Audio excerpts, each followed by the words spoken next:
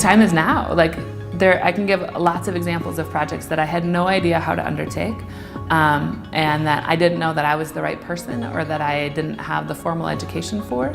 But I was there and willing, and that's what it took to get that project done at the time.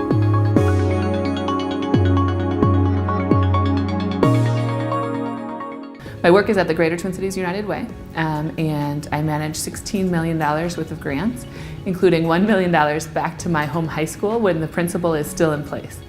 And I think one of my favorite moments was going into my high school, talking to my principal, and she knew exactly who I was 20 years later. And she said, "I never thought we'd have this moment. You were a little bit of a troublemaker at the time," so I still know your name, still know your mom's name, and we spent an awful lot of time in the office. So I never thought you'd be coming back through my doors with $1 million check to strengthen our school and our program. I am the senior project manager for the project that we call is Career Academies. And I work with K-12 schools, and I work with higher ed, and I work with employers to make sure that we're building pathways that youth are interested in, but then also that bring early college access into high school, and that are focused on making sure that students have unlimited mobility. Coming into systems from a position of poverty, like having to navigate systems as a kid, as a family, it's incredibly complicated, and there's a meeting and there's a form, and oh my gosh, you have to go to another office. So I work very closely with superintendents, with teachers, with businesses to fundamentally change the system. One day I walked into a class and I felt like I was out of place, and I was really uncomfortable, and I didn't know what to do. So I just sat down quick and hoped the moment would go away, and a friend of mine came over and was like, "You're a smarter person than this. You need to learn how to deal with your fragility in that moment. You need to learn how to be tougher." I used to say that I was a terrible public speaker. I couldn't walk in high heels. I couldn't be in a band. I was afraid of what other people might think of me. And so then I went out, instead of changing something or instead of learning more or reading a book or practicing that, I went out and got really comfortable with being uncomfortable, so that didn't limit what I could do, and that didn't limit my professional practice.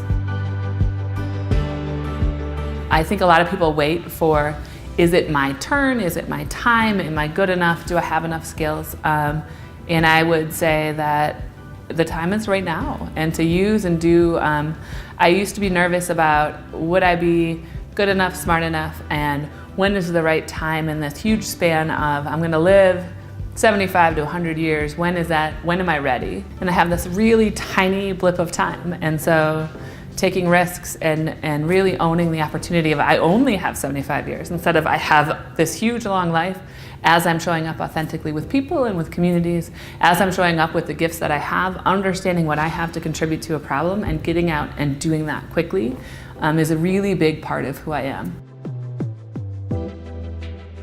Through Honor Society, through a student council, we were able to say, I see excellence around the table and I see excellence in the team, but it also helped me say, I've had a lot of experiences, even in college when I went into student government, went into residential life. All of those things were phenomenal, and I thought some people were there so that that experience or that program could make them excellent.